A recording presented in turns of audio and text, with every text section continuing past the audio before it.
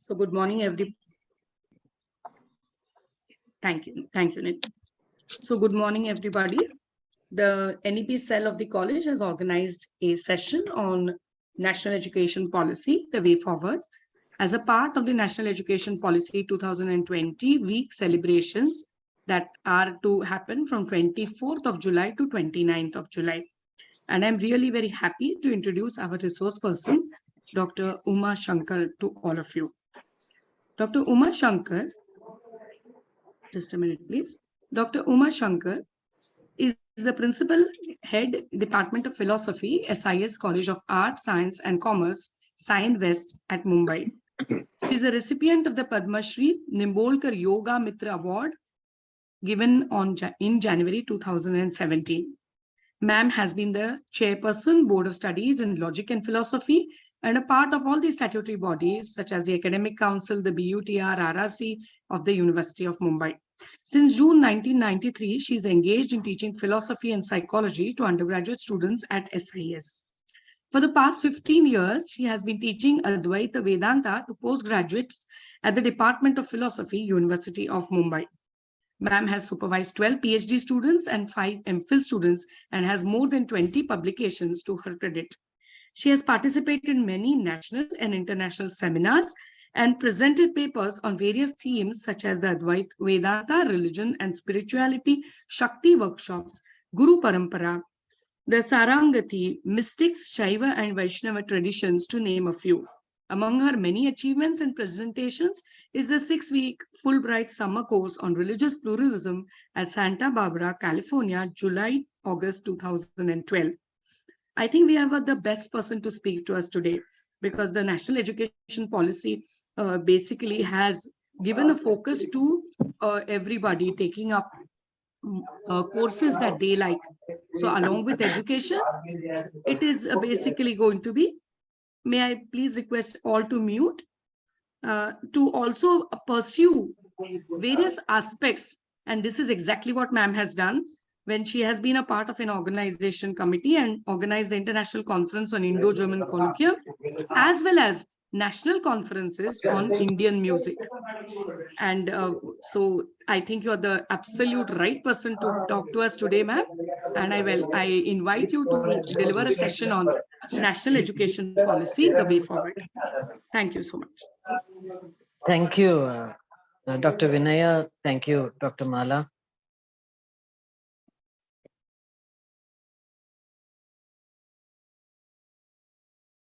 Uma madam, we can't hear you. Can you hear me now? Yes, yes, ma'am. I think we all got muted. Thank you, Dr. Vinaya. Thank you, Dr. Mala, for inviting me to the session on National Education Policy 2020. I think by now all of us are familiar with a lot of words connected to NEP. We are learning, unlearning, and relearning a lot of things connected to it.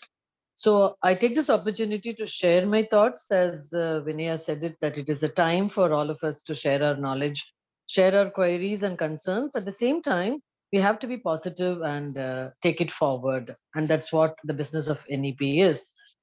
To begin with, the purpose of education is to make better human beings with a lot of skill and expertise. And enlightened human beings can be made only by teachers. This is a quote unquote by one of the famous scientists and the former president of India, Dr. Kalam. I got inspired with this when we were doing a lot of work with NEP, where the motto of NEP itself is to educate, encourage, and enlighten. Educate, yes, all of us have been doing for decades. Institutes like ours have been engaged in this kind of serious task of imparting education to one and all, to all kind of strata in the society. We've been doing that. Encouraging, yes, definitely. Encouraging all kind of students to take up different kind of courses all these years. Enlighten, I'll keep it aside. How many of the students really got enlightened? Not in the philosophical sense, but even otherwise, which we continue to do so. I ask myself this question, and I also want all of you to do this introspection. Why different now? Why education needs a transformation? Why education needs a transition from what was already existing? Sorry. Aren't we doing were we not doing all these things even before in so many decades? Why it has to be something different, new, more challenging? Uh, to answer myself, I keep telling that there was not any mistake in all this kind of years that we have gone through. All of us have been products of that education in whatever manner our predecessors have imparted, and we have proved ourselves in many ways. Right? Time has come where we need to redefine education. We need to redefine the process of education, the imparting of education. And now it is going to be more the stakeholders where what do they want and what does the society want?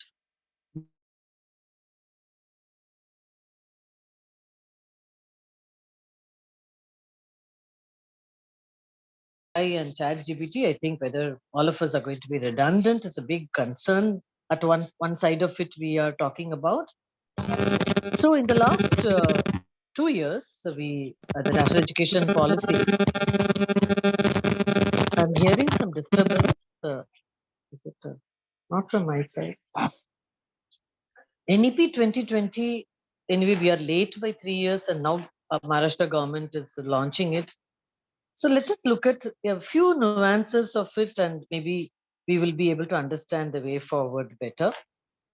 Whatever the kind of learning we have heard before, and we have been imparting it, shall continue. But the format, the structure, the techniques, the tools, all of them will slightly change because that's a demand from the students, demand from the society, demand from the industry, where we have to make them more employable now rather than just graduates and move ahead.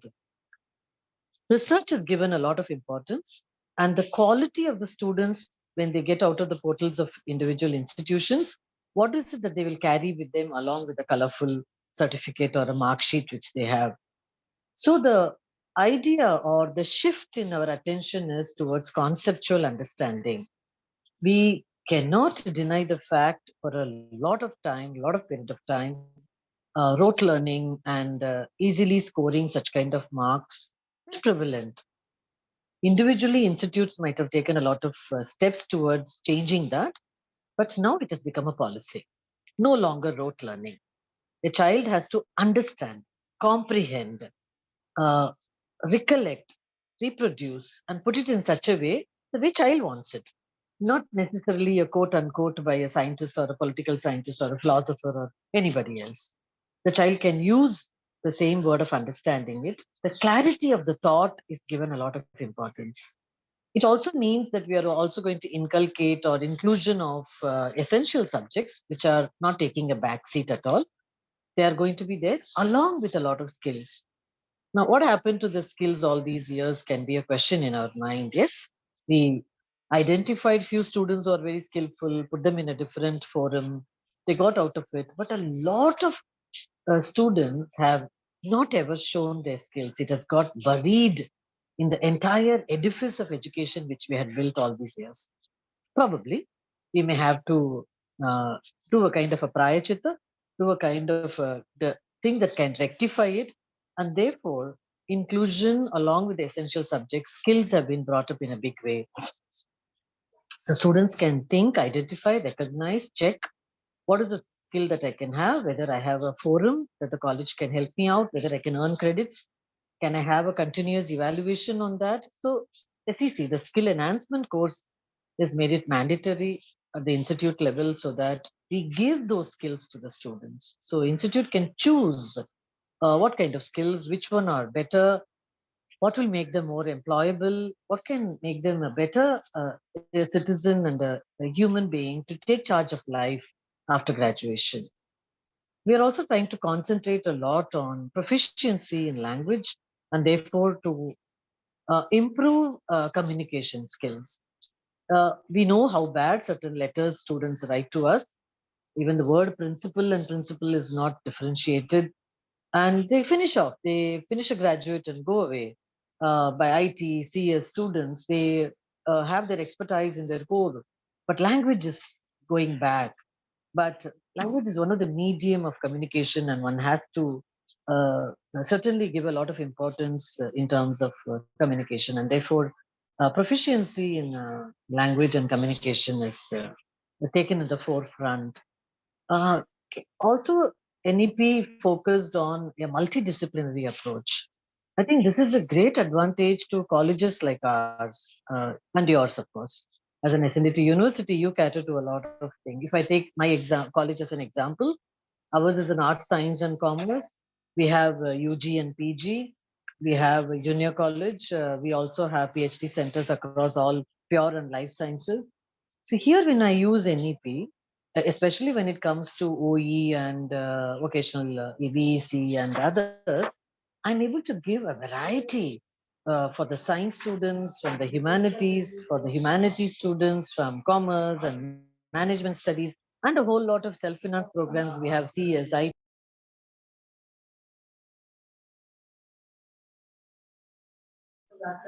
data science, computer science, IT, bioanalytical sciences, biotechnology.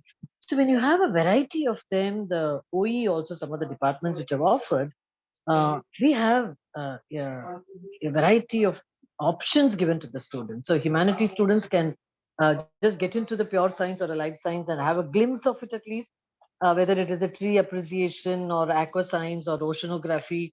The art students couldn't dream of it in the earlier years, having taken arts, got shut the doors of science and mathematics. Today, uh, mathematics skills and statistical analysis and our program and all are offered to both commerce and art students. Similarly, science students are given an option on critical thinking, on mental wellness, like the psychology department, or political awareness, concept of governance, our rights and duties, which on from the legal side of it. All these our humanities are offering it. So you find it very exciting and things which are all very exciting, which also give us a lot of jitters because how are we going to manage? Rooms are less in number of students offering a variety of the bouquet or the basket that you call it in NEP language is full, and those are the challenges we will have. I'll come to the last 5-10 minutes on only the challenges. So NEP, at a glance of it, you look at it, it is holistic. It's taking up all sides of phases of personality, multidisciplinary. A lot of chances are given to vocational training.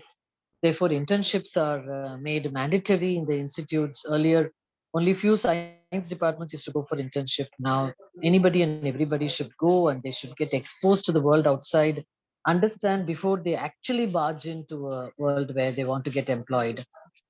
It is a challenge, yes. All this we have. So, in one line, if I can put it, it is the NEP is a kind of a transition of the very imparting of education that we are doing it. The process itself is undergoing a huge change. Who are all giving this education? The teachers, the receivers are the students, and other policymakers are our management. All of us are undergoing this transition. And if we look at it more positively and with a lot of enthusiasm and dynamism, we can make the best use of it. We will have teething trouble. We will have a lot of hurdles in front of us. Certain things we are not even able to foresee today. What will be the end of even semester two? We are just looking at semester one. Short-term goals only we are looking at it. So, in nutshell, this transition has made education itself more practical than theoretical. We know as we as students, if Mala will recall, because we are contemporary, our exams were just 100 marks exam for 3 hours to put it across all 1 year of learning, listening, understanding, comprehending, questioning, debating, deliberating. All of them, our skill is put on just that 3 hours that decides our fate. There was a time for that. And we enjoyed it, writing long, 35, 30, 40 pages, of the supplements and all, we have written answers. And our teachers could, evaluate us based on just that. After that, under autonomy or even prior to autonomy, university changed it, got into 60-40, 75-25. We must have continuous evaluation. 100 marks cannot be, if you fall sick, it's over. March, then you go to October. So policy became more easier, accommodative to the students. And now with NEP, it has absolutely opened the Pandora box, opened the floodgates where anybody and everybody with all kind of combination and possibilities the exam committee can think of, all that is possible. There is nothing under the if the firmament of NEP that you can say I just cannot accommodate it. It allows you, and you can have your own yardstick. You can have your own limitations within the institute and the department and the kind of staff we have. We are going to only take decisions based only on that. As such, the openness that you see is really breathtaking, and that is something very all of us are looking forward to. I'm just looking at the challenges which all the three will have. I'm going to take what will be the challenges of the teachers, because I'm sure in this audience of more than hundreds are also a lot of teachers. Teachers cannot do the same kind of teaching what they did till last year. They will have to come out with more techniques, more innovative way of doing it, more skills. Of course, with autonomy itself, we brought a lot of change in our teaching process and techniques. We will have to do that. More and more experimental learning has to be done. We will have to experiment on many things.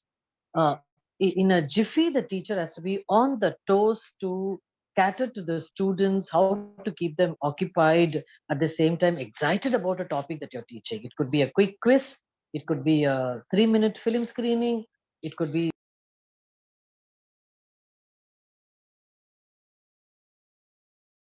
give their hands on it, current affairs, everything under the sun. So teachers have to be alert, agile. They are the ones who are going to give the enlightenment, isn't it? What we thought as a motto of NEP. So evaluative patterns can be very exciting. So you have a batch this year, which is too good a batch because the 12th was exciting and they all got very high marks. So you can start giving a very tough evaluation pattern, make it more challenging to the students. Next year, it cannot.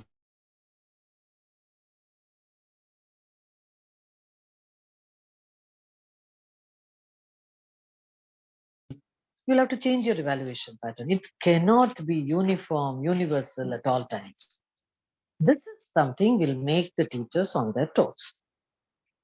Promising, exciting teachers who have taken up this job with a lot of passion will find a lot of meaning and enriching at the end of the day. Looking at the students, we'll have to tell them, because I'm sure a lot of students have also joined today. Preparedness for the change. Why there is a be more occupied, more accommodative. Teachers are doing a lot of work in order to bring in this NEP. So students have to be more accommodative, not so demanding, because all of us are learning together, and that idea, that quality of accommodation should be there from the student side. Positively looking at students are given, they've got a lot of choice, a lot of freedom to choose subject, stream, faculty. So if a student of, say, again, an example from humanities, because I come from that, if a philosophy student thought, I don't like science at all, but I like little of physics, but I could not take it because I'm taken arts. So now in their OE, physics department is offering 2 credits on astrophysics. These students can benefit. Something on mathematics, something on management studies, something on financial markets. So even though an art student, the freedom to choose what you thought you could never do it in your life, you can do these kind of short-term 2 credits, which will help you and which will also make you very exciting. More, the kind of experience you will get it by from the other streams. Today, you will also get exposed to the teachers of science teachers who are teaching you, commerce teachers who are teaching you, other kind of visiting faculty can come. That kind of an exposure is very different and exciting at the same time. Again, definitely the mindset of the teachers and the students should change, and therefore you'll have to accommodate them. So I find both teachers and students have now got an opportunity to move away from usual mindset that we have with respect to classroom teaching and typical exams and typical evaluation, all that. Now, what our Professor R.D. Kulkarni says is, based on the NEP, even exams should be in such a way that what the students wanted, the way they wanted, those kind of internal evaluation we have to give, not necessarily a class test, etc. Now, these are the challenges that come to my mind just offhand, both by teachers and students. Simultaneously, if I can put 2 or 3 words for the management, For them, yes, they have to be open. A lot of experimentation is going on in the college. A good support is required from them. Yeah, a little bit of financial support may be required because a lot of new courses, new terms are used like AECs and IKS and all. Our regular teachers with their workload may not be able to do it. We may have to hire new teachers, so support them financially. We can increase a bit of fees, which I have done it. That could also a bit of it, which would a kind of a load shedding for the management, because all of us work together and therefore we need to support and handhold one another, and that is important. Some of the new terms that we have under NEP is the academic bank of credits. Apart from the usual bank that we go and take money, your credits also get a foreign concept, taking it for the first time in India. And this will really help us when students move from one course to another, one stream to another, one state to another state. The credits can be transferred, and so you have an academic bank of credits. Registering them is important, rather mandatory, right? And a lot of new curricula, new words we have heard, the OEs, electives that we have, open electives, we have vocational courses that we have, elective course, we have skill enhancement course, we have ability enhancement course. These new terms are echoing in our ears, and we have to get used to it. And in all of them, we need not repeat the same every year, depending on the students and the kind of batch that we get. We may have to alter, we may have to slightly change it according to the need of it. So what I look forward to is a lot of promise. We are getting into a land which is not earlier tread by, at least from our universities. We have seen Karnataka, we have seen Delhi, we have seen others whose websites we keep watching them. As principals, we try to go through their websites, what they are doing it. Ultimately, the decision is ours. What suits my institute, my students, and my teachers? So we may take suggestions and a lot of things. So the handbook of what NEP, what Dr. Kulkarni has given, which we all have taken it forward and created our structures, our credit and all that uniform credit. I think those kind of homework, all our teachers have already done it. Importantly is the attitudinal change. Importantly to take the best foot forward for the best of the institute, for the best of the students. I think if this positivity move forward, there could be sometimes a pause, there could be one step backward, and then we may take a leap. And for all this, we need patience and perseverance. I think my humble request to all of us is there is going to be a lot of things that we may have to rework, rediscover, and recalculate. Certain things that come to my mind offhand is um, if all institutes like ours, we are all getting into NEP now because we're all autonomous. What we can envisage at the end of 3 years or after 4 years or so is there will be somewhere a uniformity in the credit structures. So, student of one college will not compare himself or herself with the others. That kind of a pattern, a set design is created. It will take time. Overnight, it cannot be a magic, right? So easy transfer of students, the NRI students, people getting transferred, moving from one village to another or a city, all this is quite possible now. So easy transfers, less headache it should be. It could probably stop commercialization of students. The course and all this may not happen anymore. That kind of a watch is being given, and all of us are looking at it, the parents and other stakeholders. So there will be a challenge and a promise that institute will give, and it can be less commercialized because we know where we are heading for, and what we promise we shall definitely deliver, right? So a kind of a similar standards can be set, and that would bring about a consistent uniform academic audits can happen, where all of them can be evaluated, and somewhere we will find uh, the the certain topics or certain courses may differ from one another. So in that way, we will find students choosing their institutes and the courses accordingly. But the variety is so much so that with whatever they get it, they will have to be satisfied and do it. So a lot of meaningful mentoring may be required. And that mentoring should start with one's own introspection and what we need to do so, and what kind of promises we are planning to give it to them, what hopes are we going to give to the students and others. Somewhere we will have to keep watching ourselves and redefine them so that we don't give false hopes to them. So, I mean, these are the thoughts that comes to my mind and the challenges and all that. Uh, I'm not looking at it very negatively.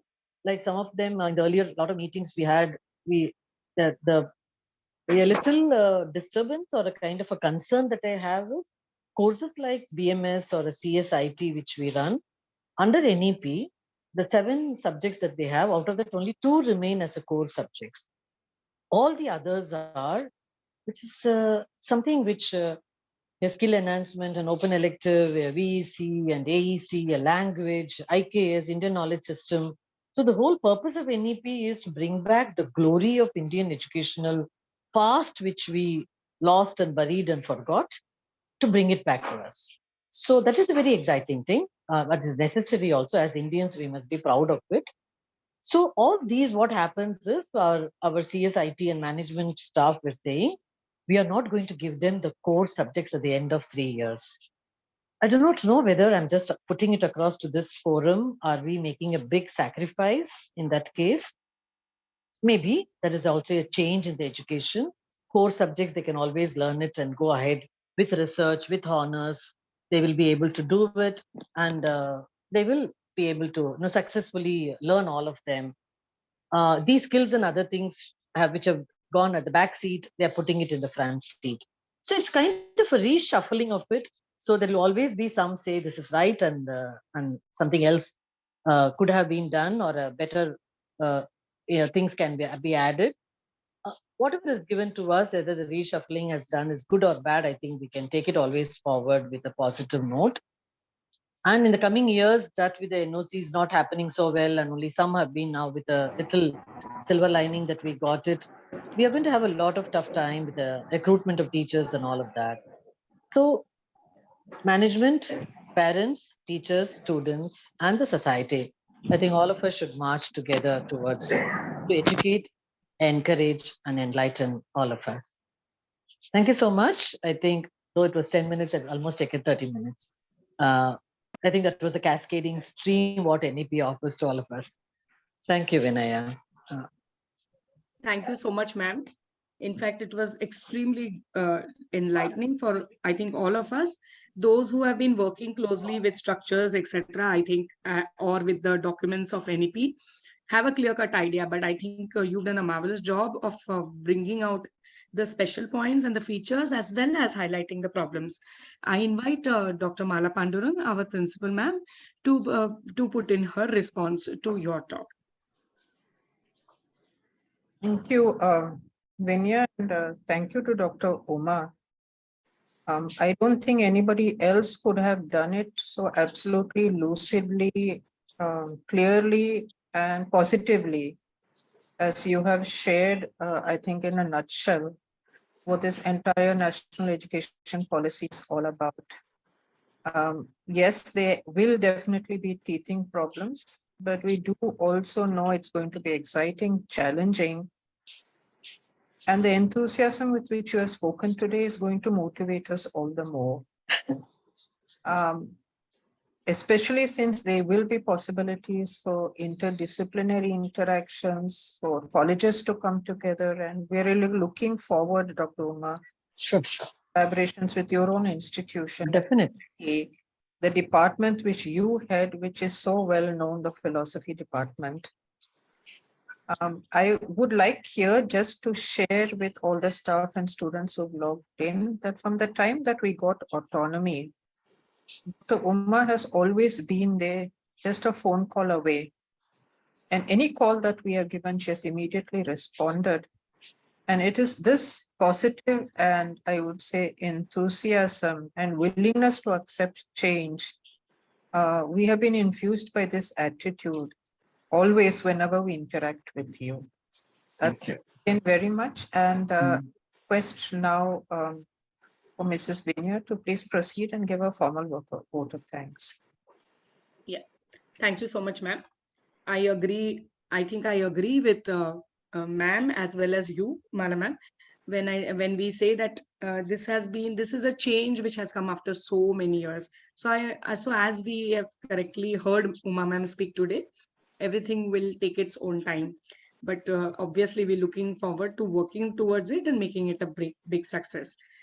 We really would like to thank you, Uma ma'am, and to deliver the formal vote of thanks, I invite Dr. Pradnya Ambre, part of our NEP cell, to please deliver the vote of thanks. Thank you, Vinaya ma'am. Am I audible? Yes, you Yeah, are. yeah. Thank you, ma'am. Good afternoon to all. On behalf of Dr. BMN College of Home Science, all the students, staff, teaching and non-teaching faculty members, I express my sincere gratitude towards Dr. Uma Shankar, Principal and Head, Department of Philosophy, SIES College of Arts, Science and Commerce, SIAN, Mumbai, for conducting today's session on NEP, the way forward. Ma'am, your talk has enlightened us and oriented all of us today with a lot of positivity that national education policy is going to bring. And as you said rightly, the motto of this policy is to educate, encourage, and enlighten. With this message, you have shared that how the teachers can bring the changes into their teaching, learning, and evaluation process.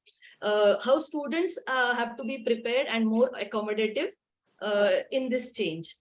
So, ma'am, I place on record many thanks to you and make yourself available, even if today was declared as a holiday. Ma'am, thank you very much. And thank you My to pleasure. all students, faculty members, and non-teaching staff as well. Thank you very much. My pleasure. Thank you, Dr. Ambre. Thank And once again, we'd Yes. like to really thank you, Uma ma'am. I think Pradnya said it right. I think in spite of being a holiday Yeah. and a very rainy morning, we are really happy to have you with us here today. And we look forward to many more interactions in the future. So thank you so much. Thank you. Sure. Thank you all Thank the you. participants for joining Thank in.